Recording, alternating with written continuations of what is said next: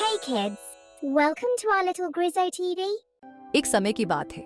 एक छोटे से गांव में एक प्यारी सी लड़की रहती थी। उसे सभी लोग बहुत प्यार करते थे। उसकी दादी ने उसके लिए एक सुंदर लाल रंग की टोपी वाला लबादा सिल दिया था। वह उसे इतना पसंद करती थी कि हर समय वही पहनती थी। इसलिए सब उसे रेड राइडिंग हुड कहने लगे। एक दिन उसकी माँ ने कहा, बेटी तुम्हारी दादी बीमार है, ये टोकरी में खाना रख दिया है, तुम इसे लेकर दादी के घर जाओ, लेकिन ध्यान रखना, रास्ते से मत भटकना, किसी अजनबी से बात मत करना और सीधे दादी के घर जाना। रेड हुड खुशी खुशी चल पड़ी। सूरज चमक रहा था, पक्षी चहचहा रहे थे और जंगल का रास्ता सुंदर लग रहा था। लेकिन थोड़ी दूर चलते ही एक चालाक भेड़िया पेड़ के पीछे से निकलकर उसके सामने आ गया। गुड मॉर्निंग नन्ही बच्ची, भेड़िया मुस्कुराते हुए बोला। रेड राइडिंग हुड ने कहा, गुड मॉर्निंग भेड़िया अंकल। भेड़िया ने धीरे से पूछा, तुम इतनी सुबह सुबह कहाँ जा रही हो? राइडिंग हुड ने मासूमियत से जवाब दिया, मैं अपनी दादी के घर जा रही हूँ, जो जंगल के दूसरी तरफ रहती हैं। भेड़िए की आंखों में एक चमक आ गई। उसने कहा, अरे बहुत अच्छा, और दादी का घर कहाँ है? राइडिंग हुड ने बताया, बड़े ओक के पेड़ के पास, जहां 3 काई लगे पत्थर हैं। भेड़िए ने चालाकी से सुझाव दिया, देखो यहाँ कितने सुंदर फूल हैं, तुम अपनी दादी के लिए कुछ फूल क्यों नहीं तोड़ती? उन्हें बहुत अच्छा लगेगा। रेड राइडिंग हुड को यह विचार पसंद आया और जैसे ही वह फूल तोड़ने लगी, भेड़िया तेजी से शॉर्टकट से दादी के घर की ओर पहुंच गया। दादी का घर जंगल के बीच में लकड़ी से बना एक सुंदर छोटा सा घर था। भेड़िए ने दरवाजे पर दस्तक दी। कौन है? अंदर से एक कमजोर आवाज आई, मैं हूं दादी, लिटिल रेड राइडिंग हुड।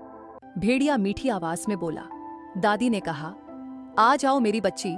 जैसे ही दादी ने दरवाजा खोला, भेड़िया झपटकर अंदर घुस गया और दादी को निगल गया। फिर वह जल्दी से दादी की नाइटी और टोपी पहनकर बिस्तर में लेटकर राइडिंग हुड का इंतजार करने लगा। कुछ देर बाद रेड राइडिंग हुड दादी के घर पहुंची। उसने दरवाजा खटखटाया, लेकिन दरवाजा अपने आप खुल गया, जो उसे अजीब लगा। दादी, मैं आपके लिए खाना और फूल लाई हूं, उसने कहा। आ जाओ बच्ची, भेड़िया दादी की नकल करते हुए बोला। रेड राइडिंग हुड पास आई, लेकिन उसे कुछ अजीब लगा। उसने पूछा, दादी, आपके कान इतने बड़े क्यों हैं? ताकि मैं तुम्हारी बातें अच्छी तरह सुन सकूं। दादी, आपकी आंखें इतनी बड़ी क्यों हैं? ताकि मैं तुम्हें साफ देख सकूं। दादी, आपके हाथ इतने बड़े क्यों हैं? ताकि मैं तुम्हें गले लगा सकूं। दादी, आपके दांत इतने बड़े क्यों हैं? ताकि मैं तुम्हें खा सकूं। ये कहकर भेड़िया झपटकर राइडिंग हुड की तरफ बढ़ा।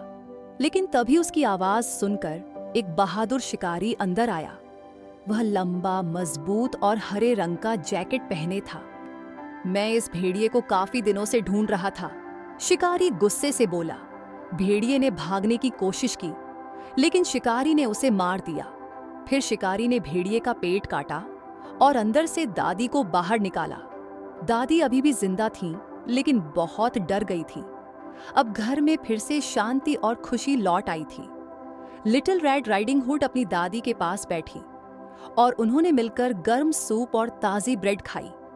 अब से मैं कभी रास्ते से नहीं भटकूंगी और अजनबियों से बात नहीं करूंगी, रेड राइडिंग हुड ने कहा। उसे एहसास हो गया कि उसने अपनी मां की बात न मानकर गलती की। जंगल के अंदर हंसी और खुशी की आवाजें गूंज रही थीं। सभी जानवरों को भेड़िए से छुटकारा मिल गया और इस तरह लिटिल रेड राइडिंग हुड और उसकी दादी और उसकी मां सुखपूर्वक रहने लगे।